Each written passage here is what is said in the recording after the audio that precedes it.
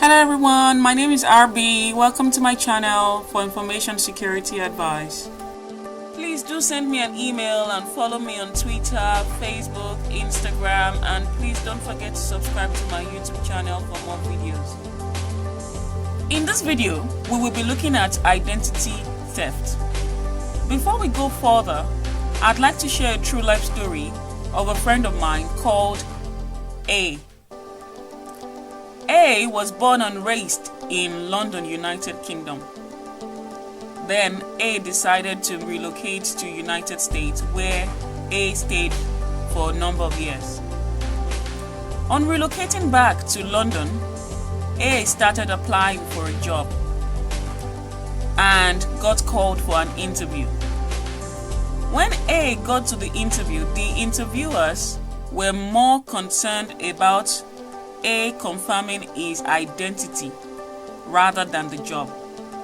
And to A's surprise, he was informed that a person with his same identity had been working in the organization for a while, and the organization had to involve the police and the criminal agencies. A had to prove his identity by providing his birth certificate, and the identity thief was caught. Let's go deeper and unravel the mystery behind our identity. Please ensure that you watch the last video on date of birth, and as we bind this together, it will give us a better understanding of identity theft. In this illustration, we see two men with the same number and asking themselves, "Who are you?" And the thought for us here is, who owns the real identity? First of all, we will define identity theft. Identity theft occurs when someone uses another person's personally identifiable information, like their name, their date of birth, their credit card, without their permission to commit fraud or other crimes. In essence, it is a deliberate use of someone's identity as a method to gain financial advantages or obtain credits and other benefits, and cause the person a lot of disadvantages or loss. Imagine if a bad person gets hold of your identity and use it to take credit cards on your behalf, and you have to pay back the credit. How would that feel? Identity theft happens when a bad person accesses enough information about someone's identity, such as their name, date of birth, current or previous addresses. And in the last video where we discussed date of birth, we saw how date of birth is actually linked with all our personally identifiable information. And this bad person takes all of our information and use it to commit identity fraud. Identity theft takes place whether the victim is alive or deceased.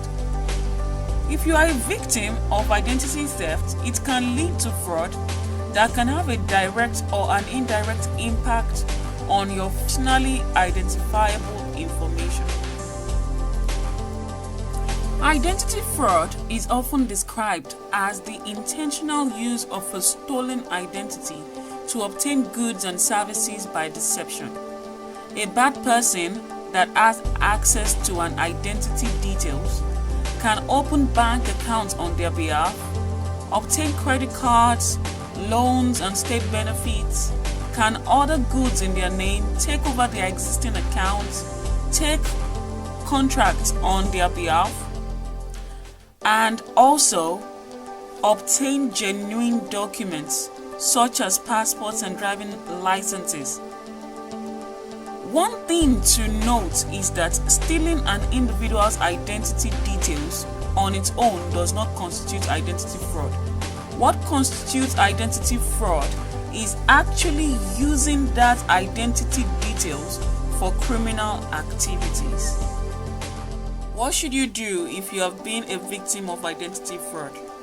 Act quickly. Don't ignore the problem. Don't assume it's going to go away. Act on it. If someone has ordered goods and services under your name or opened a bank account under your name, the bad debt will not go away. It will end up under your name and address, and the banks will come for you. Secondly, as regards your financial services, your credit, your debit cards, report it to the bank. If you notice any illegal transactions, report it to the bank. Then the bank will be responsible for investigating issues, and then they will report any criminal activity to the police. Please report. Inform relevant organizations. If you're relocating, inform relevant organizations. Inform them. Also, if you have lost any documents such as your passport, your driving licenses, your cards, your checkbooks, please inform relevant organizations. If you don't know which organization to call, please call Action Fraud for advice.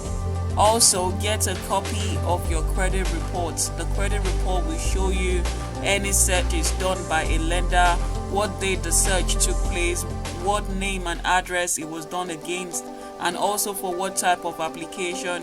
And also the credit report would also show credit accounts set up in your name. Look closely at this report, and if you find any illegal entries from organizations you don't normally deal with, contact them immediately. Also, keep a record of all your actions, all the letters you've received and you've sent. Keep the record. RB's advice: how to protect yourself against identity theft. Do's and don'ts. RB's advice: do's. Do check with your financial service provider. If you notice any suspicious transaction on your account, please inform them. They owe you due diligence to inform you about any illegal transaction that has not been authorized by you. Do tell your bank or credit card company. If you are expecting a bank card and it hasn't arrived, do inform them. If you are moving houses, you are relocating, and you've changed your address, please contact the relevant authorities. Do create strong passwords. Please see previous video on passwords for better understanding. Create very strong passwords. Also, update the softwares on your devices. Install updates. Don't ignore updates on your devices. Do create separate work and personal profiles on social media. Please do create different profiles to separate your work and your personal social media platforms. Do double check that your social media profiles are private, so you know who you are sharing information with. Also, if you are connecting to a public Wi-Fi, please don't access sensitive apps. Please see previous video on do's and don'ts on information sharing for better understanding. RB's advice: do not assume or ignore. Once you notice any illegal transaction, please do not assume it's going to go away, and please do not ignore it. If you are not sure of who to call, please call Action Fraud for advice. Act on it very quickly. Do not share your personally identifiable information details with anyone. For example, if a bank should call, banks normally do call you, and then they ask you to confirm your date of birth and to confirm the second letter or the third letter or the fourth letter word in your password. They would not ask you for the entire password. Please do not share this information with anyone that calls you. Also, do not leave bills lying around. Do not throw out anything containing your name, your address, your date of birth, or your financial details without shredding it. Do not accept malicious invitations from people on social media. Anyone that you suspect on social media, please do not accept invitations from them. Do not post any picture showing your car number plates, because a bad person that gains access to your number plates could easily call the agencies that issue the number plates, and they can gain information about you. Lastly, when you are using public Wi-Fi, please do not access sensitive information on your phone, like your bank apps. Please do not access these sensitive apps on public Wi-Fi. See previous video on information sharing for better understanding. In the next video, we will be looking at questions and answers, real life situations, and comments that people have sent in. Please do not hesitate to send in your questions through email on our social media, and we will try to answer as many as we possibly can. Thanks for watching. Thanks for watching my video.